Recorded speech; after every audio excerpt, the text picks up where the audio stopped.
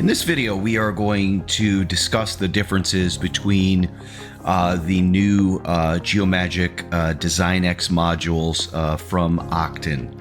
As you may know now, there's actually three modules. There's what's called Design X Go, Design X Plus, and Design X Pro. Now, before this, there were two modules, one called Design X Essentials, and then, of course, just the full-blown Design X.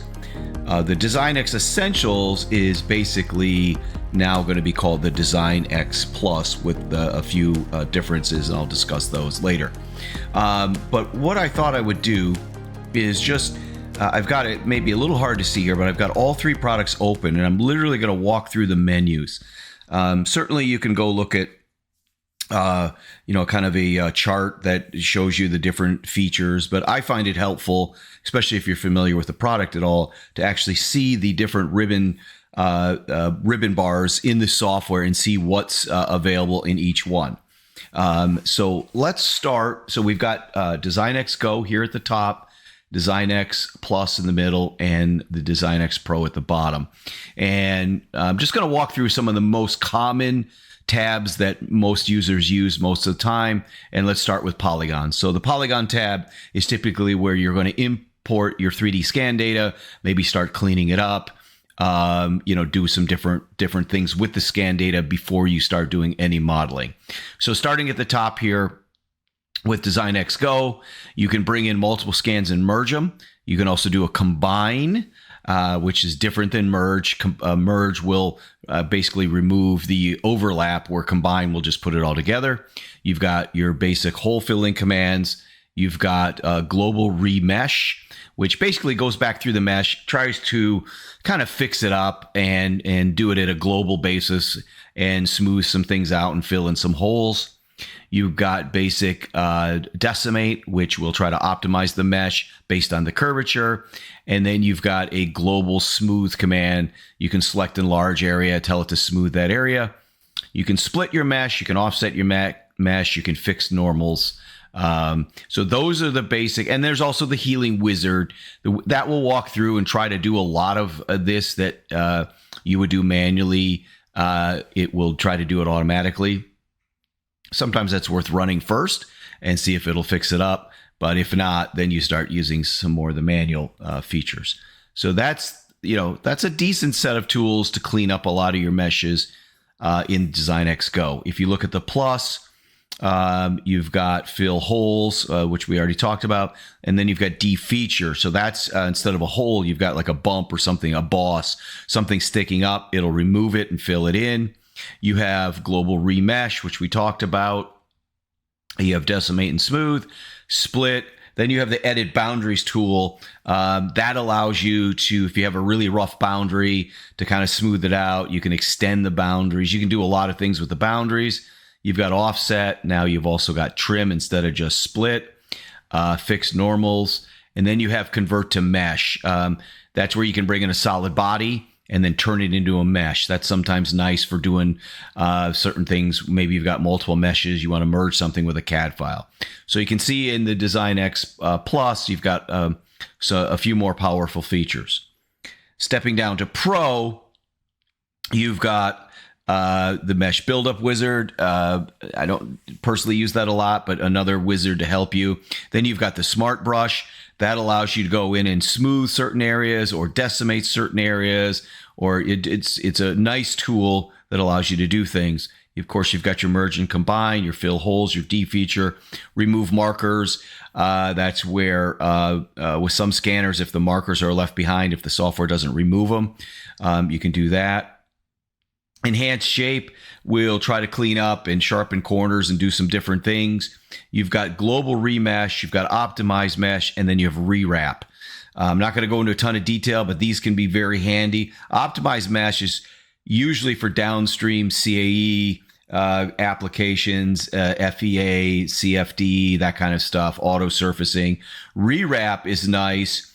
Not only will it kind of do what global remesh does, but it will extend the surface and close it up. When we get into some organic modeling and hybrid modeling, we use this quite a bit, and we've got some great videos on using rewrap.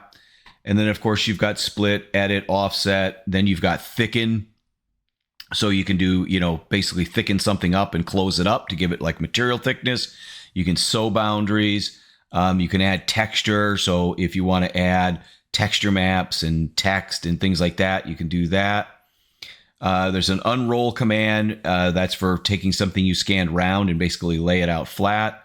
Separate mesh will try to break your mesh up for you into parts, so you don't have to try to do that manually. And then you've got mirror, and then you've got refit, and that will try to go back and match it up to something and refit it. So you can see you definitely have the most tools here in the Polygon tab. So if you really get into heavy mesh editing, obviously the Pro version is going to have the most tools for you. Let's go through the point tools next here. So point tools, a lot of scanners output polygons, basically a mesh like an STL file. But some scanners, especially if you're dealing with long-range scanners, often just output points or point clouds. So in the Go, you have some basic triangulation, which means you bring in a bunch of point clouds and it converts it to triangles. You can merge point clouds together. You can combine them. You can filter noise, and you can do some sampling. So some basic stuff. And in the Plus version, it's pretty much the same. And then when you get down to the Pro version, there's just more filtering, sampling, smoothing, offsetting, separate. That'll break it up for you automatically if it's a very large point cloud, and there's some unroll. So if you do process a lot of points, again, usually from long-range scanners, there are more tools in the Pro version and pretty much the same in the Go and the Plus. Moving on to the alignment tool.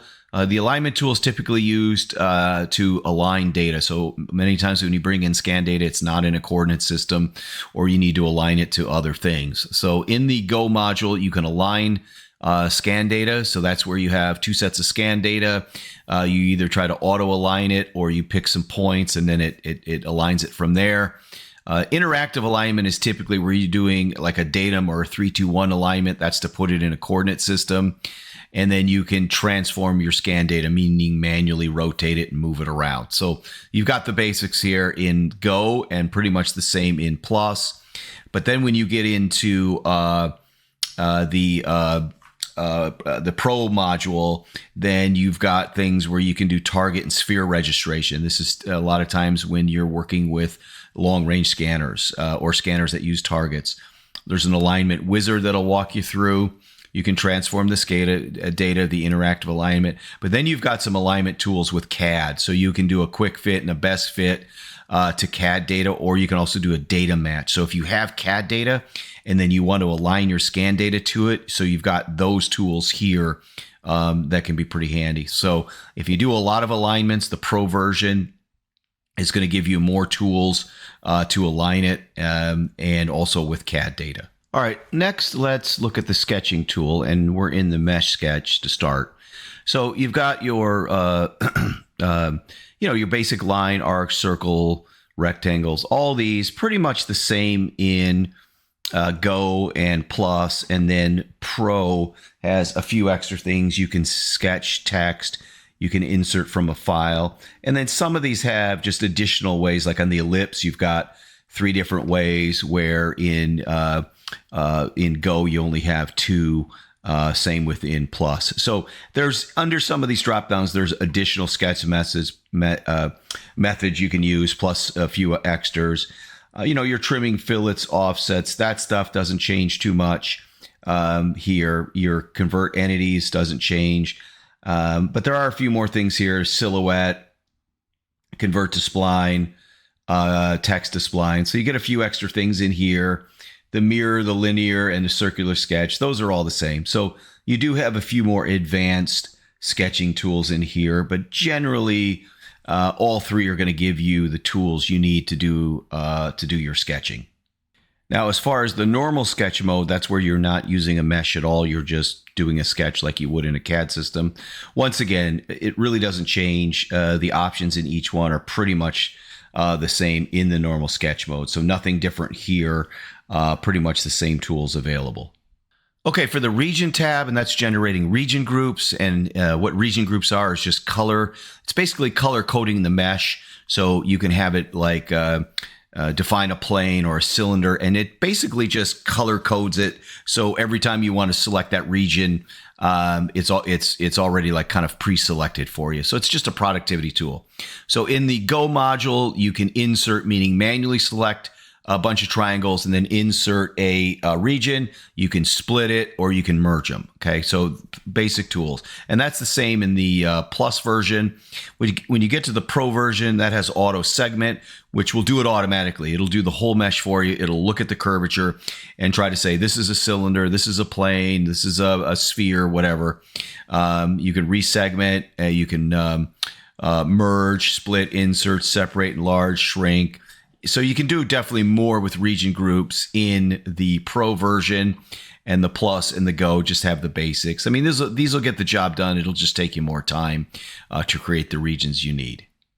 All right, so moving on to the Model tab. Now, typically the Model tab you're going to use after you've built sketches, either mesh sketches, regular just 2D sketches, a 3D mesh sketch, or 3D sketch. Once you've built some geometry, then you're going to start using some of this to build solids or surfaces. So under Create Solids, you have Extrude, Revolve, Loft, Sweep, and Primitives. That's, making spheres and rectangles and so forth. Okay. And then you have under Surfacing pretty much the same commands.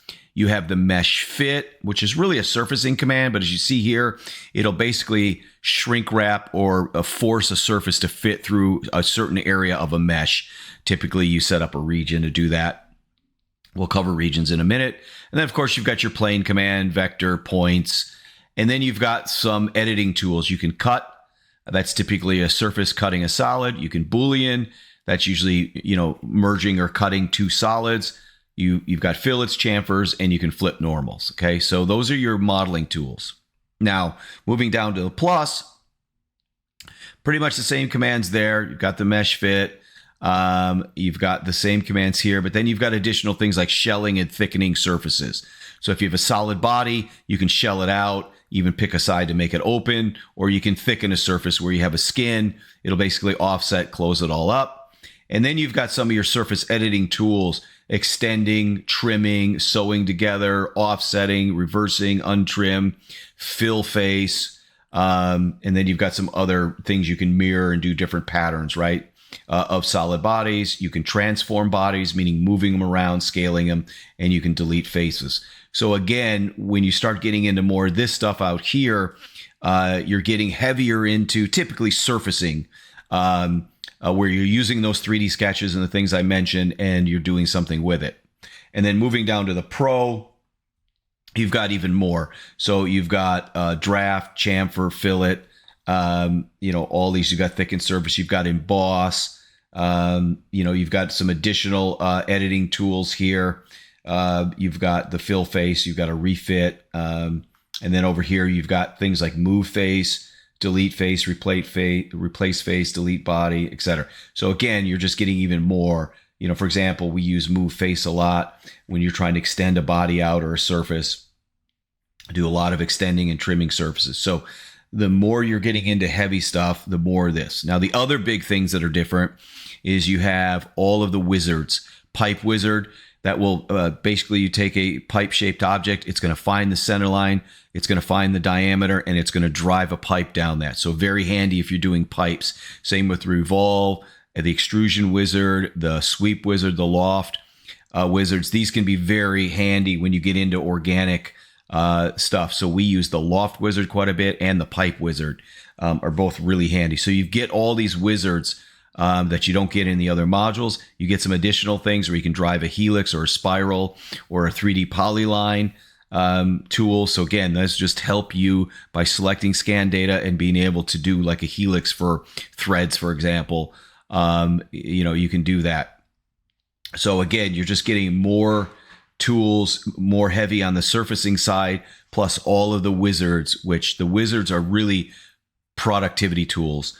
Can you do all this manually? Yes, but it takes a lot more work to do it. So those are the big differences in the modeling tab. Next, we'll talk about 3D sketch. So the biggest difference with 3D sketch is in Design X Go, you only have 3D Sketch, where when you move to Plus and Pro, you have 3D Sketch and 3D Mesh Sketch. What is the difference? 3D Sketch, when you're doing, let's say, a spline or anything you're doing, and what's the difference between like a mesh sketch, a normal sketch, and a 3D sketch? Is a 3D sketch is in 3D shape, 3D, all three axes. So you could have a spline that's not on a plane. It could literally curve and move in all three directions. So when you get into more advanced like surfacing, you start using the 3D sketch a lot, or certain sweeps and lofts, you might start doing more 3D sketches. So you only get 3D sketch here. And the difference between 3D sketch and mesh sketch is the mesh sketch will always follow the surface. So whether it's cutting a section or picking a spline, it's going to basically hug and stay on the mesh no matter what. And sometimes you need to or want to do that, and sometimes you don't. So in Go, you can see you only get 3D sketch, and you only have a few things. You can draw splines, you can do basic sections, and you can convert, okay? So you can convert an entity into a 3D sketch, okay? That's it. So you're pretty limited there. In the Plus module, you can do splines, offset sections, mirrors, you can convert, you can trim, extend, split, merge, and so you can do a whole lot more. And then when you move down to Pro, you've got even more stuff. You can roll, unroll, spline by fitting, insert nodes, remove nodes. You've got smoothing, splitting, merging, extract contours, so you can see there's a whole bunch more stuff. And without getting into all this too heavy, if you're doing a lot of like organic modeling, think of like a fender on a car, or a hood, or a boat mold or hull, those types of things. That's where having all of these tools available to you, either in the mesh sketch or the 3D sketch. So let me switch this to the 3D sketch. So again, you can see the difference. You've got a ton more tools to make patch networks and smooth and relax and pull and so forth. So if you're heavy into organic surface modeling, that's where you're really going to need to look at the Plus or the Pro. So that's through the 3D sketch module between all three of them. Next, let's look at the exact surfacing tab. And for the Go module, all you have is the auto surface command that just builds a quilted patch of surfaces around on a mesh. Pretty much what you see is what you get. It basically takes the scan data and just does this kind of quilted network patch. And that's the same in the Plus module. You only have just the auto surfacing. Now, you do have some control in the auto surfacing, but it does have limits. When you get into the Pro version, then you get into a lot more tools to construct patch networks. So basically now you're doing more manual construction of the patches and then surfacing it. Okay, so as you get into higher end surfacing, using like the car body example and a boat mold, things like that, that's where, again, you can't just auto surface it, because it's just, there's no rhyme or reason to the patches. The software just breaks it up looking at curvature. But there's many times you want to do, more control of where those surfaces are. And that's where you really, if you're doing heavy surfacing, you're going to need all of these tools in the exact surfacing command to build these patches using different, spline and trim and smooth and constructing networks and so forth. So if you're heavy into surfacing, you're really going to need a lot of these tools here. All right, and finally, we're going to talk about saving or exporting your data. And I'm just going to show the software here full screen, because it works the same in all three products. So, of course, you can save your file in the Design X format, but typically you're going to want to go to a different format to take it into a CAD system, CNC machining software, analysis software, whatever it may be. So the standard output options are export. You select your items, and then you can output things like IGES and STEP. Okay, so that's pretty straightforward. And that's the same in all products. Now, the higher end products give you some more options like Parasolid and some others, where Design X Go just gives you IGES and STEP. But the other thing you can do in all three products is called live transfer. And this is pretty unique in reverse engineering software to Design X. What live transfer is is if you look here, I have options for SolidWorks, Creo, Inventor, Siemens NX, and AutoCAD. And what's fundamentally different about that is when you export an IGES or step file, it is called a dumb solid, meaning there's no history tree there. So what's the history tree? Well, that's how you built, just like in any CAD system, this is how you built everything. You created planes, sketches, surfaces, you've done extrusions and lofts, etc. So we call this the recipe. This is how you built this CAD file. And what Live Transfer does is it opens up that host CAD system, it rolls back the history tree, and it literally recreates that history tree in that host CAD system. So why would you want to do that? Is because then instead of that dumb solid, you have the whole recipe. You have all the planes, all the sketches, all the features that are actually rebuilt in that host CAD system. That allows you then to go in that host CAD system, roll back, make changes, add things to it, whatever you do, whatever you want to do. So it gives you more editing capabilities in your host CAD system. And people like to do that because they're going to take it and create drawings or assemblies or do other things with it and or redesign the part. So whatever it may be, this Live Transfer works in all three products, and it can be very powerful if you want to do more editing and you want to be able to do it easier in a different CAD system for more downstream applications. So that's just a quick overview of the three different modules. Now, which one is right for you? Well, that's something you could give us a call and discuss, or shoot us an email, and we could kind of have a conversation with you, maybe look at your 3D scan data, look at what you're trying to model, and give you some suggestions on which one you buy. Now, the other nice thing is, let's say you buy Go and you decide down the road you want to upgrade to Plus, or you buy Plus and you want to upgrade to Pro. You basically just pay the difference. So the good news is you pay the difference and you can upgrade. Now, one other thing too is the Go version is not available in a network version where the Plus and the Pro is. What is a network version? A network version allows you to serve it on a network, and anybody can check it in and check it out automatically. So if you're at work and no one else is using it, you can bring it up and use it.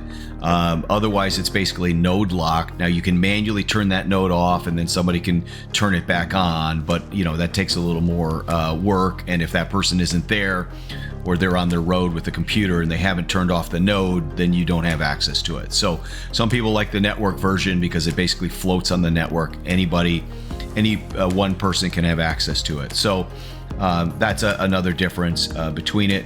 But if you want to contact us, I put our phone number here and our email address.